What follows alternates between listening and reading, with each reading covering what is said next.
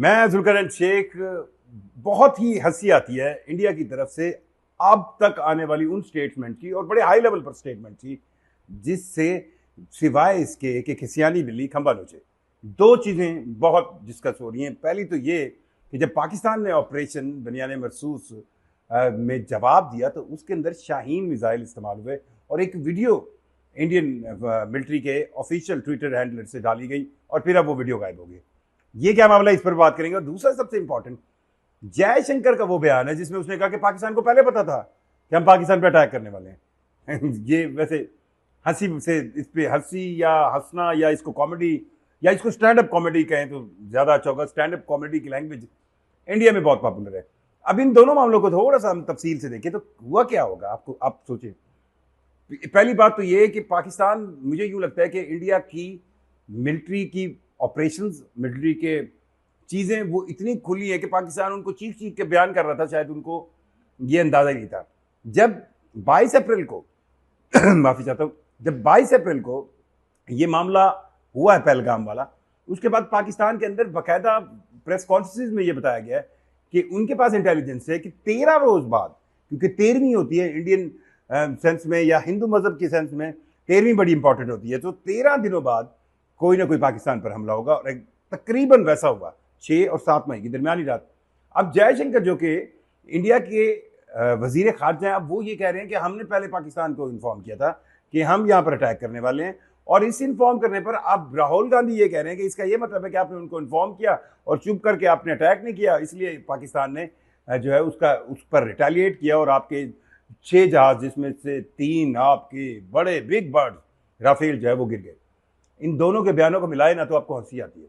पहली चीज़ तो ये है कि जयशंकर साहब से ये बंदा कोई पूछे, पाकिस्तान और इंडिया के बड़े फ्रेंडली टाइज थे, जिसमें आपने ऑपरेशन करने के पहले पाकिस्तान को इन्फॉर्म किया और पाकिस्तान ने कुछ नहीं कहा। आपको याद होगा कि उसामा बिन लादेन को जब एबटाबाद में ऑपरेशन किया गया था तो उस वक्त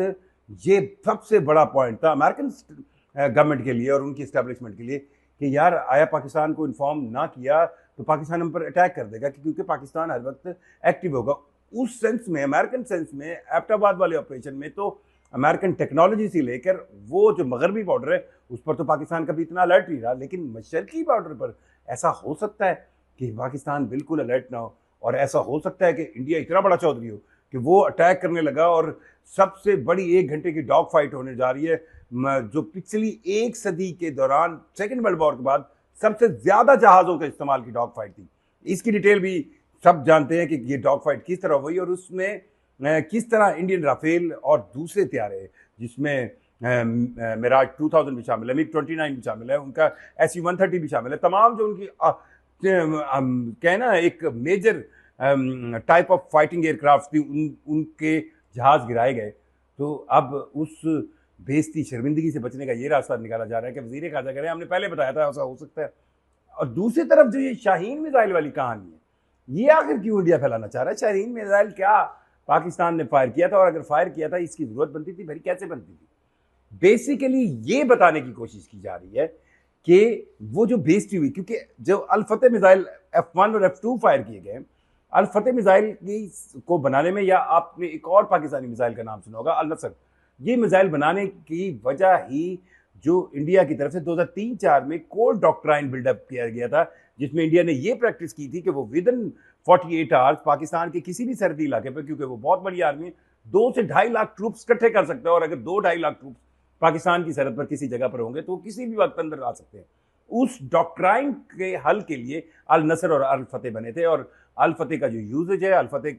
ने जिस तरह इंडियन सिस्टम को, जो उन्होंने रिसेंटली रूस से परचेज किया था S-400, जो मिसाइल रोकने का एक दिफाई निज़ाम है, उसको फेल करके इंडियन तनसीबात पे हिट की। तो अब ये कहानी इसलिए दोहराई जा रही है, सिर्फ ये शो जा रहा है कि एक तरफ तो ये बताने की कोशिश की जा रही है कि कहीं ना कहीं पाकिस्तान जो है वो न्यूक्लियर अटैक करना चाह रहा था, इसलिए शाहीन मिसाइल यूज़ किया गया, और शाहीन मिसाइल यूज़ करने के साथ साथ ये भी प्रोफेशनैलिटी और एफिशिएंसी दिखाई जा रही है कि हमने उसको रोक लिया। लेकिन अब ये वीडियो जो ऑफिशियल इंडियन मिलिट्री के सोशल मीडिया पर आई थी, अब उसको रिमूव कर दिया गया, क्योंकि ऐसी कोई चीज़ नहीं। आखिर ये इंडिया क्यों कर रहा है? कहानी घुमाने की कोशिश की जा रही है, क्योंकि